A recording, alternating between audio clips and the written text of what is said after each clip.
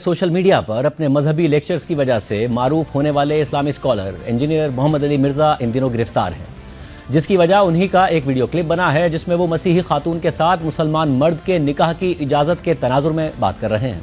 जहलम के थाना सिटी में 24 अगस्त को एक शहरी ने दरख्वास्त दी कि मोहम्मद अली मिर्ज़ा ने इस बारे में बात करते हुए तौहीन आमेज़ इबारत कही और गुस्ताखाना अल्फाज कहकर तमाम मुसलमानों के जज्बात को मजरूह किया है। इस दरख्वास्त पर पीका एक्ट के साथ साथ ताज़ीरात पाकिस्तान की दफ़ा 295C के तहत भी मुकदमा दर्ज करके मोहम्मद अली मिर्ज़ा को गिरफ्तार कर लिया गया, जिसके बाद ये बहस शुरू हो गई कि क्या किसी और के कहे गए गुस्ताखाना अल्फाज को दोहराना भी गुस्ताखी है या नहीं।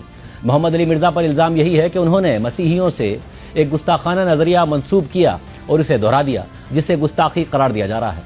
मोहम्मद अली मिर्ज़ा को इब्तिदाई तौर पर 26 अगस्त को डिप्टी कमिश्नर जहलम के हुक्म पर 3 MPO के तहत हिरासत में लिया गया था, जिसके बाद उन्हें national cyber crime investigation agency के हवाले कर दिया गया। इसके बाद national cyber crime investigation agency ने एक खत लिखकर मोहम्मद अली मिर्ज़ा के बारे में इस्लामी नज़रियाती काउंसिल की राय तलब की और इस्लामी नज़रियाती काउंसिल ने 24 सितंबर को अपने इब्तिदाई फैसले में कह दिया कि मोहम्मद अली मिर्ज़ा के कई बयानात में ऐसे जुमले मौजूद हैं जो महज नक़ल कुफ्र पर मुश्तमिल है, मगर किसी शरई मकसद के बगैर कहे गए हैं। इस बिना पर उनका ये तर्ज अमल सख्त ताज़ीरी सज़ा का मुस्तहिक है और चूँकि ये अमल उन्होंने बार बार दोहराया है, इसलिए उनका जुर्म मज़ीद संगीन सूरत अख्तियार कर गया है। उनका बयान कुरान पाक की तौहीन मानवी तहरीफ के ज़मरे में भी आता है और तौहीन रिसालत को भी मुस्तलजिम है, लिहाजा इस पर आइद दफ़ात में तौहीन कुरान की दफ़ा भी शामिल की जाए। मोहम्मद अली मिर्ज़ा का बयान फसाद फिल अर्ज़ को फैलाने का बाइस है। इस हवाले से हमने मुख्तलिफ मकातिब फ़िक्र के उलमा से बात की और उनका मौक़िफ़ मालूम किया, जबकि कुछ उलमा अपना मौक़िफ़ मुख्तलिफ प्लेटफॉर्म्स पर दे चुके हैं, वो भी हम आपके सामने रखेंगे। उनमें से मुतअद्दिद उलमा को मोहम्मद अली मिर्ज़ा से शदीद इख्तिलाफ है, उन पर खुलकर तनकीद करते हैं और उनके अंदाज़े बयां के बहुत बड़े नाक़िद हैं। फिर भी मौजूदा मुकदमे पर उन्होंने खुलकर राय दी और इस मामले पर मोहम्मद अली मिर्ज़ा की हिमायत की और हम आपके सामने रखेंगे तमाम उलमाए दीन का मौक़िफ़। सबसे पहले मारूफ आलिम दीन मुफ्ती तारिक मसूद ने देखिए कि इस मुकदमे के हवाले से क्या कहा। ये जो 295C का कानून है ना, ये ऐसा लगता है कि शिद्दत पसंद मौलवियों के हाथ में दुश्मनी निकालने का एक खिलवाड़ बन चुका है। जब चाहो जिस पे चाहो तौहीन रिसालत का इल्ज़ाम लगाओ और उम्र कैद की सज़ा के लिए फिर जज पे थाने पे दबाव डालो। जज सजा नहीं सुनाता तो उसको कत्ल की धमकियां, वकील उसको फेवर करता है तो उसको कत्ल की धमकियां, कोई अगर उसके फेवर में बयान दे तो उसको कत्ल की धमकियां कि गुस्ताख का जो है यार भी गद्दार है और गुस्ताख का यार को भी कसबी सर कलम किया जाएगा। ये इस वक्त पाकिस्तान में चल रहा है। मुझे ऐसा लगता है कि इस कानून की वजह से ना एक दिन कोई भी मौलवी बाहर नहीं होगा, सब एक दूसरे पे इल्जाम लगा लगा के सब एक दूसरे को अंदर कर चुके होंगे। इंजीनियर ने अगर ये कह दिया तो इस पे ये एतराज तो किया जाएगा कि ईसाई ऐसा कहते हैं कि नहीं कहते। समझ में आ रही है बात? ये एतराज तो किया जाएगा, तो आप रेफरेंस दें वगैरह वगैरह। ये एतराज नहीं किया जाएगा कि इंजीनियर ने नबी की तौहीन की है, क्योंकि इंजीनियर अली मिर्जा ने खुद माज़ अल्लाह नक़ल कुफ्र नहीं कहा है, किसी और की तरफ निस्बत की है। किसी और की तरफ निस्बत करने से इंसान तौहीन रिसालत का मुर्तकिब नहीं हो जाता, 295C उस पर नहीं लगता। तो इसलिए हम इन मुतशद्दिद मौलवियों से कहते हैं कि आपको भी इंजीनियर के खिलाफ जब अपनी दुश्मनी निकालनी है तो किसी जायज तरीके से निकालो, 295C का सहारा मत लो। तो ये बिल्कुल नहीं बनता इस मौके पे 295C। और जो मौलवी इस पे खुश हो रहे हैं ना कि नहीं नहीं 295C में हम उसको लटकवाएंगे, भाई फिर आप भी जब किसी का कलमा कुफर नकल करेंगे ना, जिन लोगों ने जाके FIR कटाई उन्होंने क्या कहा कि इंजीनियर ने नबी के बारे में ये अल्फाज कहे हैं, तो उन्होंने भी तो नकल किए ना, तो फिर उन पे भी 295C लगाओ कि ये इंजीनियर के बारे में कह रहे हैं, इन्होंने ऐसा क्या। फिर मैं अगर ये बात नकल कर रहा हूं तो मुझ पर भी लगाओ। फिर तो मेरे भाई, तो मैं कह रहा हूं कि ये 295C का कानून, यह कानून बिल्कुल दुरुस्त है, हम इस कानून के खिलाफ नहीं है, लेकिन इसको मौलवियों ने, जो मुतशद्दिद मौलवी हैं, उन्होंने खिलवाड़ बनाया हुआ है, तमाशा बनाया हुआ है। इसको तमाशा बनने नहीं देना है। मैं समझा पा रहा हूं अपनी बात? कुछ मुतशद्दिद मौलवियों उन्होंने दुश्मनी निकालनी है तो उसके लिए 295C जैसे मुकद्दस कानून का सहारा ले रहे हैं। वो ये 295C की तौहीन है, मैं समझता हूं इस कानून की तौहीन है ये। जब चाहो मुंह उठा के जिसको चाहो गुस्ताखे रसूल करार दे दो।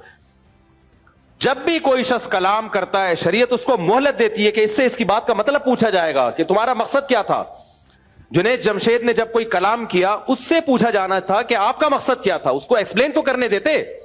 فوراً فتویٰ لگا دیا اس نے حضرت عائشہ کی توہین کی اور جو ایئرپورٹ پہ اس کے ساتھ اشر ہوا. یہ بہت بڑا مسئلہ بن چکا ہے. تو اس لیے یہ ذاتی دشمنیوں کا یہ جو ہے نا قانون, یہ کچھ مولویوں نے ذاتی دشمنیوں کا ذریعہ بنایا ہے.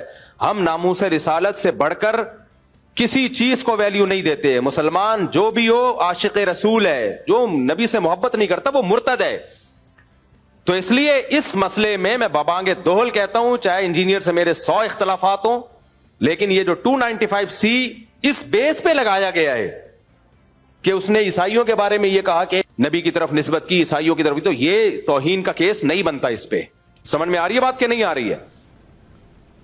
معروف عالم دین علامہ امین شہیدی کے سامنے ہم نے یہ سوال رکھا کہ کیا دوسرے کا بیان نقل کرنے پر توہین کا مقدمہ بن سکتا ہے یا الزام لگ سکتا ہے, تو دیکھیے انہوں نے کیا جواب دیا.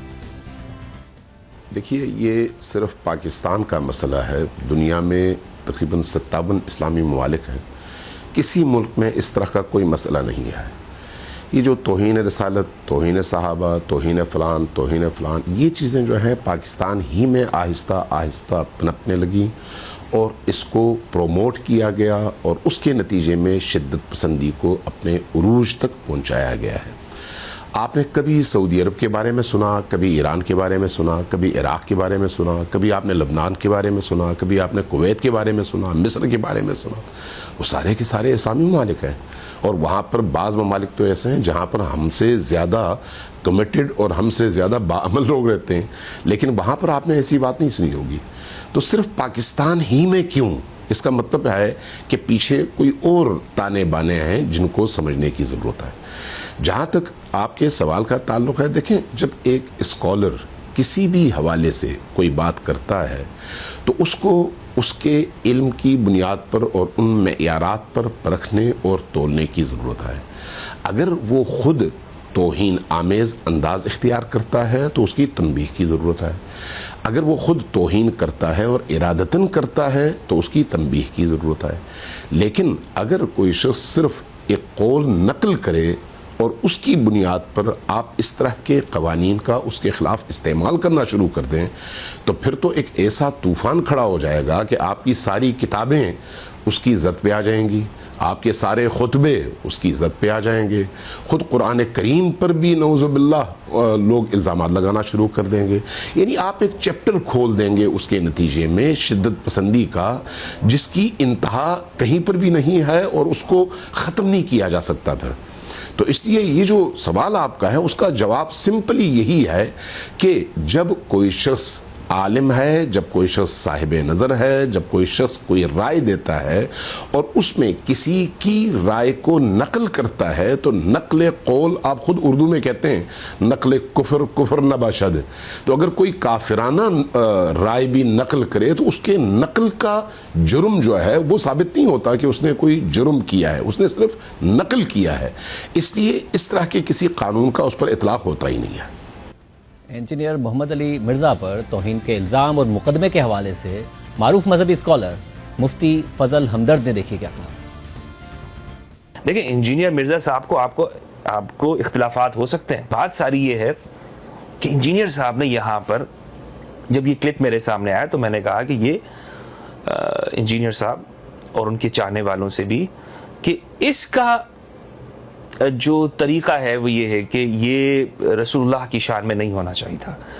آپ کی نیت پہ شک نہیں ہے, میں یعنی حلفیہ یہ بات کہہ سکتا ہوں کہ انجینئر مرزا صاحب حافظہ اللہ برادر عزیز وہ گستاخ رسول نہیں ہے. وہ رسول اللہ صلی اللہ علیہ وآلہ وسلم کی شان میں گستاخی کا سوچ بھی نہیں سکتا.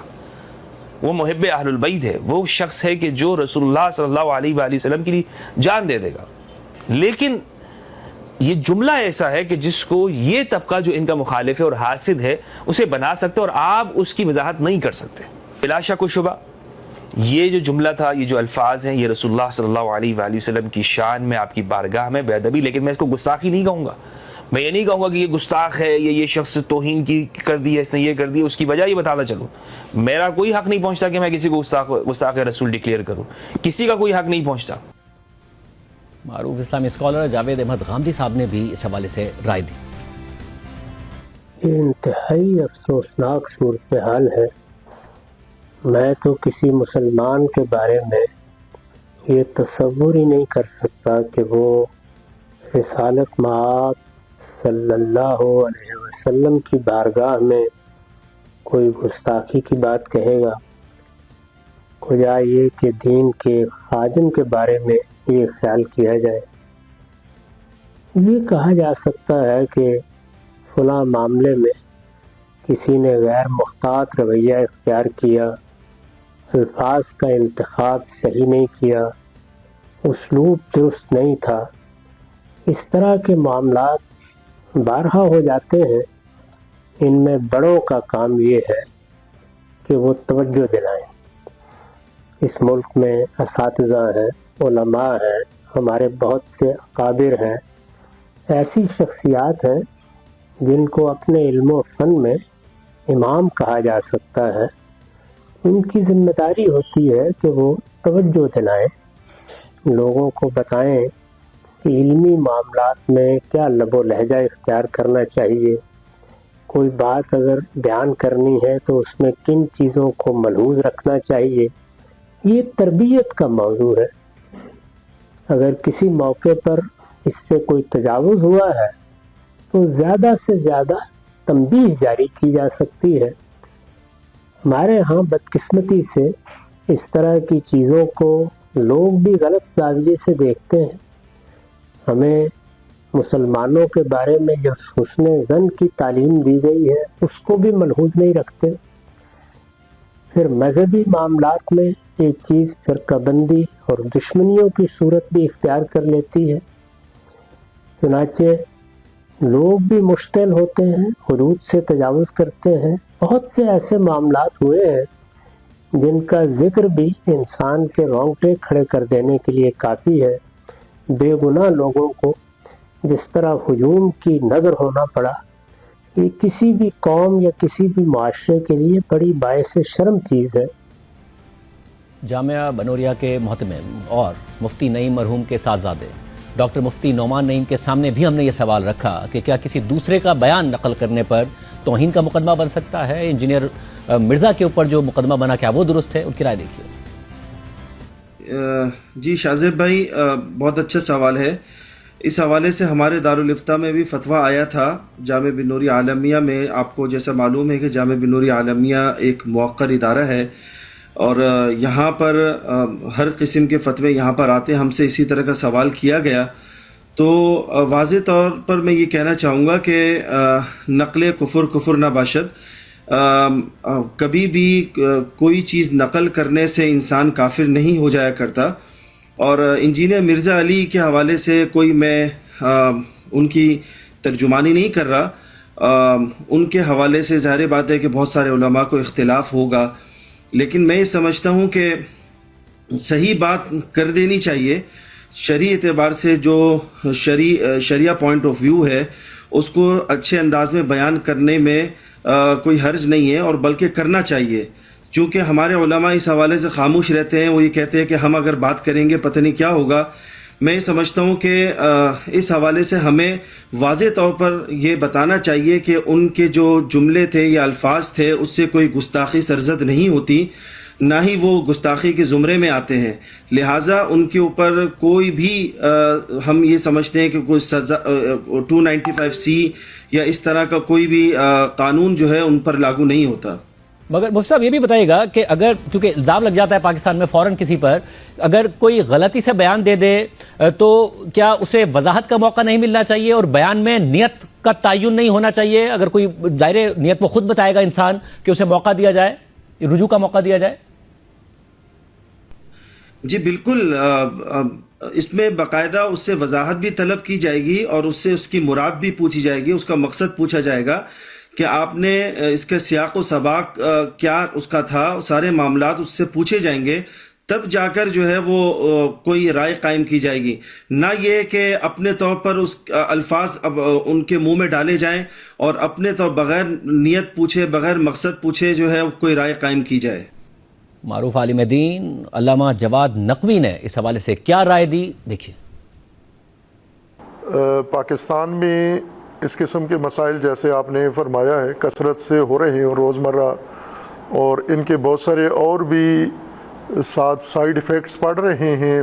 کچھ ان مسائل نے کاروباری حیثیت اختیار کر لی ہے اور کچھ نے فرقہ وارانہ، اور اسی طرح ملکی سلامتی کے لیے بھی یہ ایک بڑا خطرہ ہے، ایک الارم ہے یہ. اور اس پر جتنی حساسیت دکھانی چاہیے اربابان اختیار کو نہیں دکھا رہے. آج تو یہ ایک مسئلہ مرزا محمد علی صاحب کے لیے پیش آیا ہے، لیکن اس سے پہلے اور بہت سارے اسکالرز کے ذریعے لیے اور بہت سارے مسائل میں پیش آیا ہے. بعض اوقات تو ایسا شائبہ ہوتا ہے کچھ لوگوں کی گفتگو میں، اسے توہین آمیز کہا جا سکتا ہے، لیکن اکثر اوقات جو کیس بنتے ہیں یا میڈیا جن کیسز کو اچھالتا ہے تو ان میں پہلو کوئی اور ہوتا ہے، لیکن اس کو ایک خاص طبقہ اس طرف کھینچ کے لے آتا ہے. اور چونکہ اس سلسلے میں قانون سازی بھی ہوئی ہے، اور یہ قانون بنا تو کسی اور مقصد کے لیے تھا لیکن استعمال کسی اور مقصد میں ہو رہا ہے، توہین مذہب کا قانون. اور جیسا آپ نے سوال میں پوچھا ہے کہ اگر ایک مذہبی اسکالر یا کوئی عالم فاضل شخصیت ہے، محقق ہے، رائٹر ہے، یا جو بھی شخص ہے، اگر وہ نقل قول کرتا ہے کسی اور شخص کا، وہ نقل قول ٹھیک ہے یا غلط ہے، اس کی صحت و سقم ایک الگ بات ہے. وہ اس کو پرکھا جا سکتا ہے کہ اس نے جو نقل قول کیا ہے وہ دلیل کوئی رکھتا ہے یا نہیں رکھتا، لیکن خود نقل قول کوئی نہیں توہین شمار نہیں ہوتا.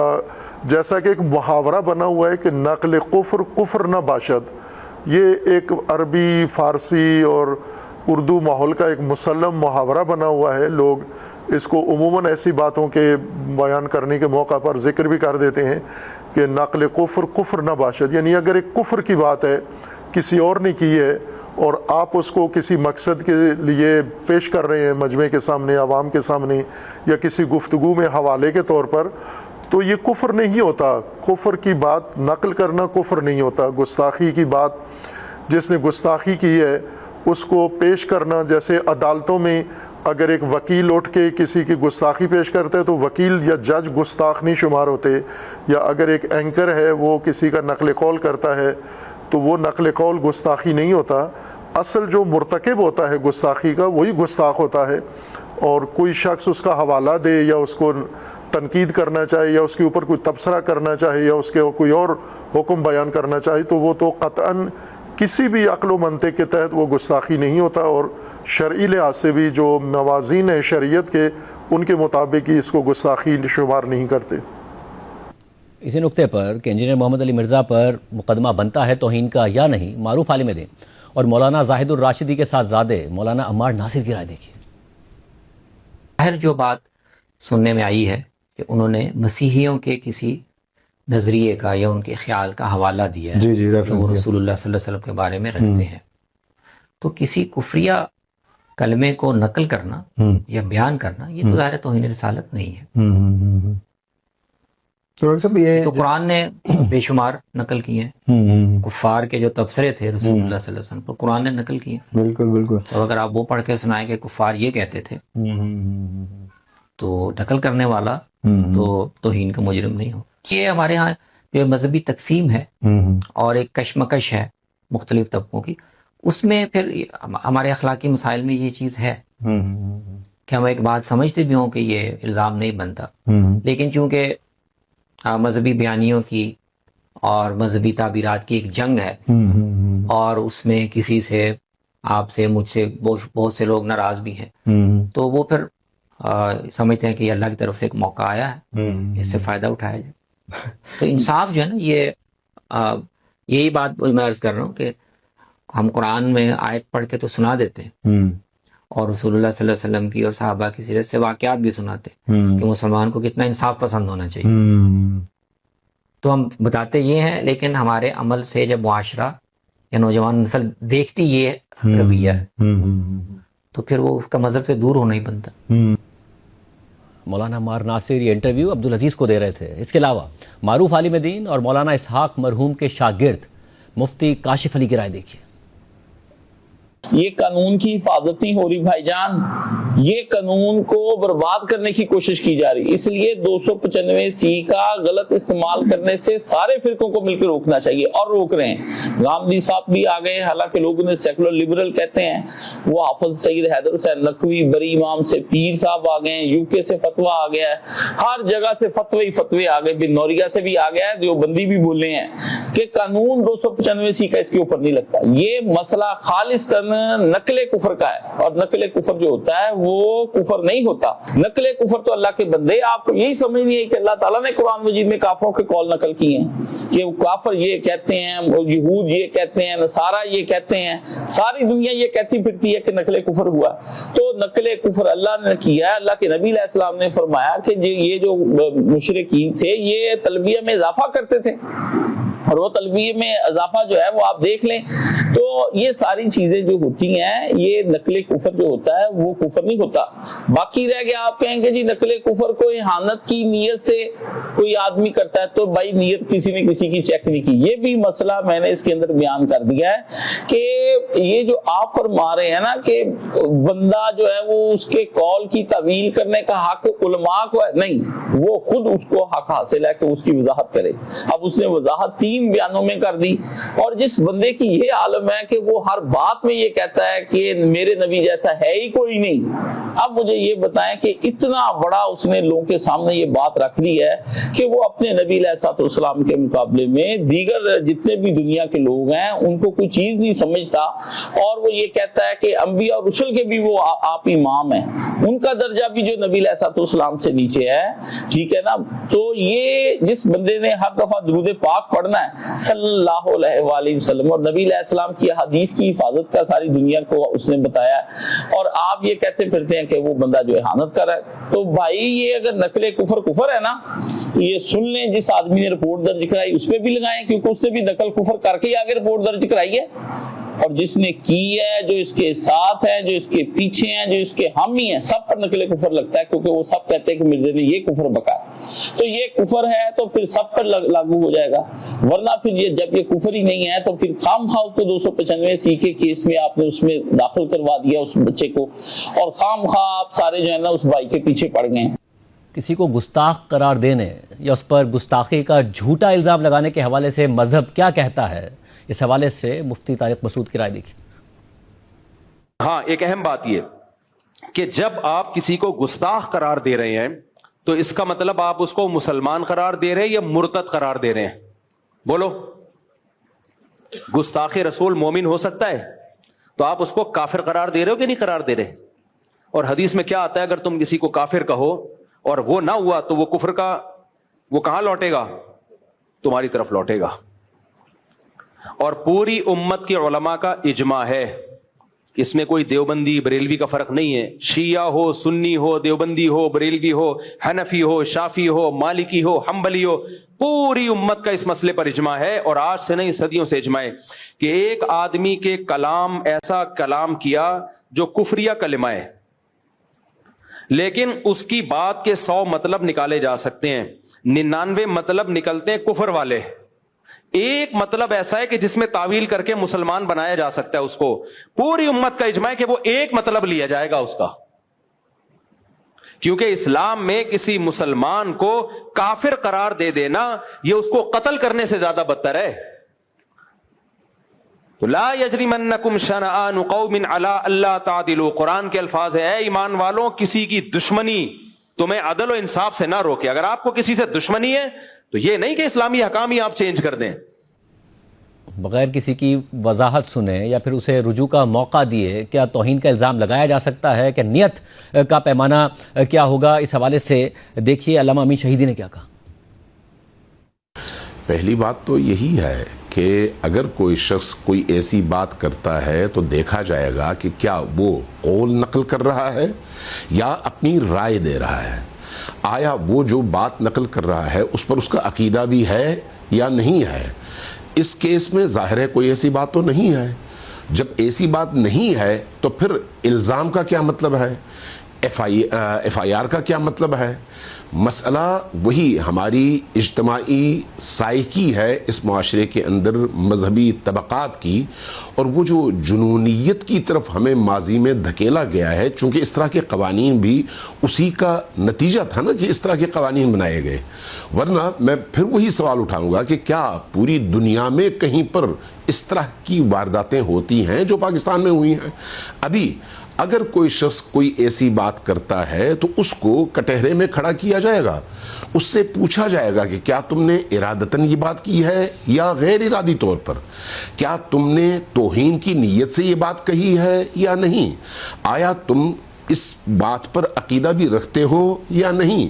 اگر وہ اس بات کا معتقد ہے ہی نہیں، وہ خود ڈیفینڈر ہے، اور یہ بات وہ صرف کسی ایک مکتب یا کسی ایک فرد یا کسی ایک قوم کے نظریے کو نقل کر رہا، چاہے وہ درست ہو یا غلط ہو، اگر نقل کر رہا ہے تو نقل کرنے پر آپ کیسے اس کے خلاف 295C کے قانون کو لاگو کر کے اس کے خلاف FIR کاٹ سکتے ہیں؟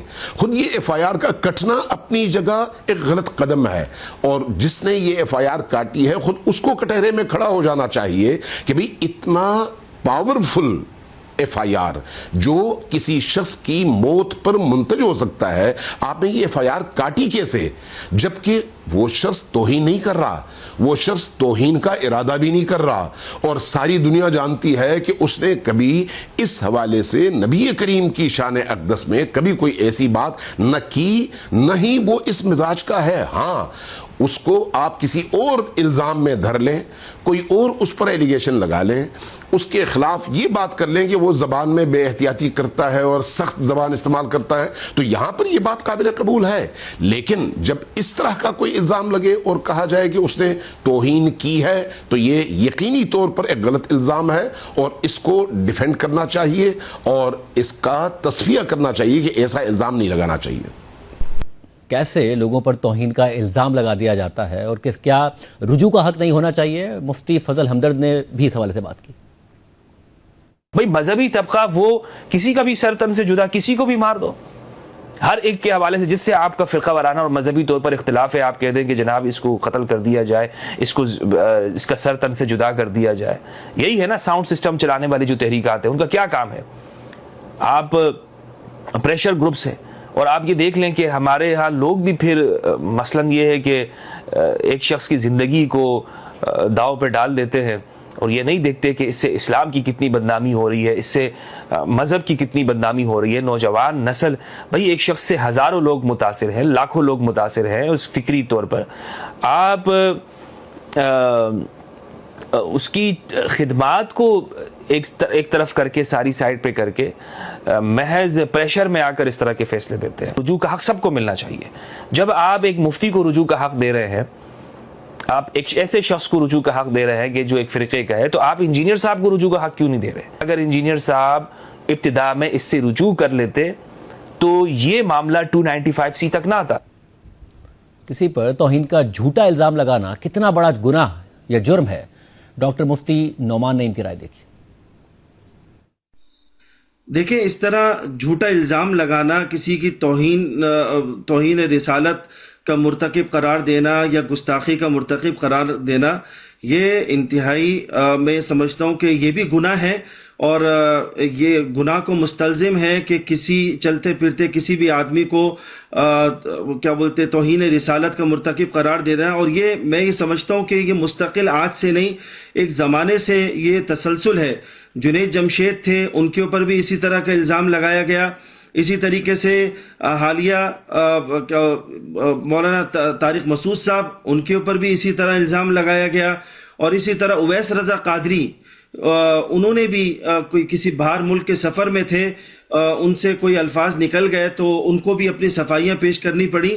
تو میں یہ سمجھتا ہوں کہ یہ رویہ ہمیں بدلنا ہوگا، اور اس کے لیے میں خاص طور پر آپ کے اس پروگرام کے توسط سے میں یہ کہنا چاہوں گا کہ دیکھیں، یہ 295C یا توہین رسالت اور توہین قرآن ہو، اس حوالے سے FIR کاٹنے سے پہلے ہمیں چاہیے کہ ہم ایس ایچ او صاحب کو چاہیے کہ وہ سب سے پہلے علماء سے رابطہ کریں اور ان سے پوچھیں کہ آیا واقعتاً اس میں توہین رسالت بنتی ہی نہیں بنتی.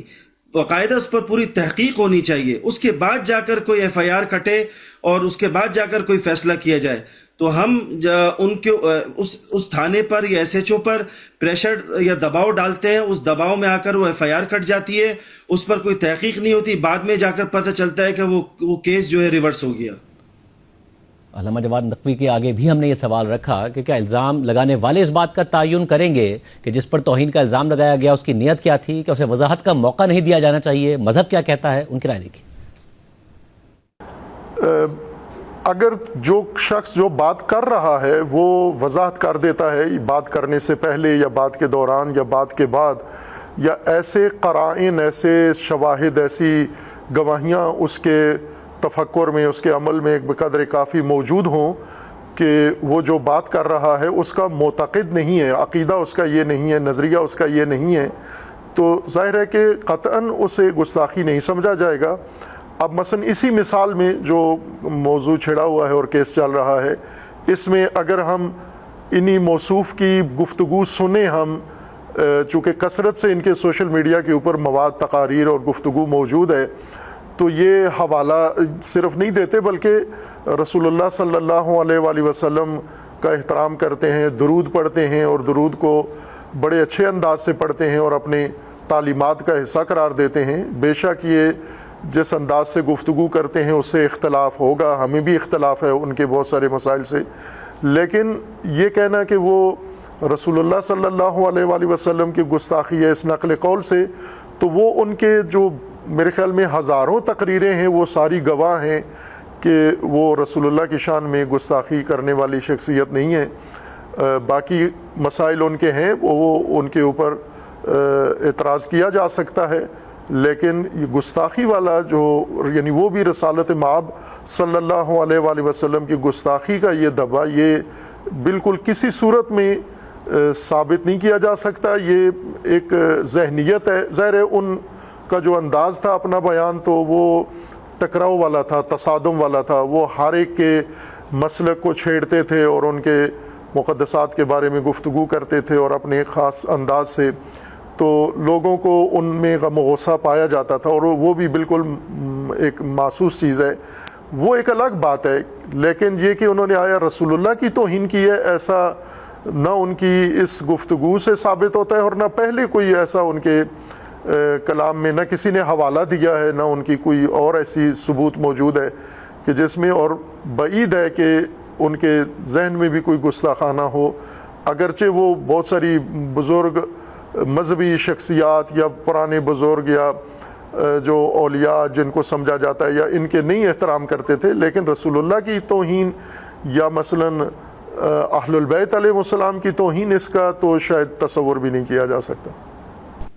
جب مختلف مکاتب فکر کے علماء کی یہ رائے ہے تو اسلامی نظریاتی کونسل نے کیسے یہ فیصلہ دے دیا کہ انجینئر محمد علی مرزا توہین کے مرتکب ہوئے؟ کیسے یہ رائے دے دی اور کیا یہ رائے درست ہے؟ جاوید احمد غامدی صاحب کے سوال سے رائے دیکھی. میں اس کو پڑھنے کے لیے کھول رہا تھا تو سچی بات ہے کہ میرے تصور بھی میں نہیں تھا کہ اسلامی نظریاتی کونسل جیسا آئینی ادارہ اس طرح اپنے حدود سے تجاوز کر سکتا ہے. اگر کوئی اس نوعیت کا استفسار آیا تھا تو اولاً اسلامی نظریاتی کونسل کو اپنے حدود کا تعین کرتے ہوئے اس کا جواب یہ دینا چاہیے تھا کہ یہ اس کے دائرہ اختیار سے باہر ہے. اسلامی نظریاتی کونسل ایک آئینی ادارہ ہے، چنانچہ اس کے حدود ریاست پاکستان کے آئین میں متعین کر دیے گئے ہیں. ان کو نکال کر پڑھ لیجئے، اس میں ہرگز اس کی کوئی گنجائش نہیں. مجھے یاد ہے کہ اس نوعیت کے استفسارات ہمارے زمانے میں بھی آتے تھے، ان میں بالعموم اسی طرح معذرت کر دی جاتی تھی. زیادہ سے زیادہ آپ یہ کہہ سکتے ہیں کہ انفرادی طور پر یا کسی خاص محکمے کو الگ سے اسلامی نظریاتی کونسل اپنی کوئی رائے دینا چاہے تو دے دیتی، اگرچہ میرے نزدیک اس کی بھی کوئی گنجائش نہیں. اس لیے بہت معذرت کے ساتھ ایک آئینی ادارے نے صریح اپنے حدود سے تجاوز کیا. ان کو ہرگز اس نوعیت کا کوئی کام نہیں کرنا چاہیے. علمی رائے کسی معاملے میں کسی نے پوچھی ہے تو آپ دے سکتے ہیں، لیکن ایک باقاعدہ آئینی ادارہ اپنے حدود سے تجاوز کر کے کوئی رائے کیسے دے سکتا ہے؟ یہ آپ کی عنایت ہے کہ آپ نے یہ فرمایا کہ انہوں نے ملزم قرار دیا ہے، نہیں، انہوں نے مجرم قرار دیا ہے. اور جس استدلال کی بنیاد پر قرار دیا ہے وہ آخری درجے میں بے معنی استدلال ہے. اسلامی نظریاتی کونسل کی اس رائے پر ہم نے علامہ امین شہیدی کی بھی رائے معلوم کی، تو دیکھیں انہوں نے کیا کہا. دیکھیے، میں خود اسلامی نظریاتی کونسل کا ممبر رہا ہوں ایک عرصے، اور اس دفعہ بھی میں نے خود اسلامی نظریاتی کونسل کے چیئرمین کو خط لکھا تھا اور ان سے میں نے ان کو میسج بھی بھیجا تھا، اور اس حوالے سے اپنی رائے 6 صفحوں پر مشتمل ان کو بھیجی تھی، اور انہوں نے جواباً کہا تھا کہ ہم کونسل میں اس پر بات کریں گے. بعد میں ممبران کونسل نے مجھے یہ بات بتائی کہ 2 گھنٹے تک اس پر بحث ہوتی رہی، لیکن جو اس بحث کی انوائرمنٹ تھی وہ بڑی عجیب تھی. مجھے بعض ممبران نے یہ بتایا کہ 1-2 ممبران ایسے تھے جن کی آواز اونچی تھی، اور جو اونچی آواز میں گویا اپنے غصے، جذبات اور اس کیفیت کا اظہار کر رہے تھے، اور باقی لوگ اس کی دباؤ میں آ گئے، اور اس کے بعد وہی بات ہوئی جو تحریر میں لکھی گئی ہے. تو جہاں پر آپ سے سوال پوچھا جا رہا ہے کہ کیا یہ بات توہین کے زمرے میں آتی ہے یا نہیں، تو آپ کا جو دائرہ کار ہے، دائرہ اختیار ہے، وہ یہ ہے کہ اسی سوال کے دائرے میں رہتے ہوئے جواب دیں کہ آیا نقل قول جس میں اس کا ارادہ شامل نہیں ہے، آیا یہ توہین کے زمرے میں آتا ہے یا نہیں آتا، اس کا آپ جواب دینے کے پابند ہیں. لیکن اس کے بعد خود آپ ایک آرگنائزیشن کے عنوان سے، ایک کونسل کے عنوان سے مزید الزامات لگا کر فتویٰ دیں، تو یہ نہ آپ کے اختیارات میں شامل ہے، اور نہ ہی آپ کو یہ اجازت کوئی دے سکتا ہے کہ آپ وہاں پر مفتی بن کر بیٹھیں. تو اس لیے میں سمجھتا ہوں کہ اسلامی نظریاتی کونسل نے اپنے حدود سے تجاوز کیا ہے اور ان حدود کا خیال نہیں رکھا.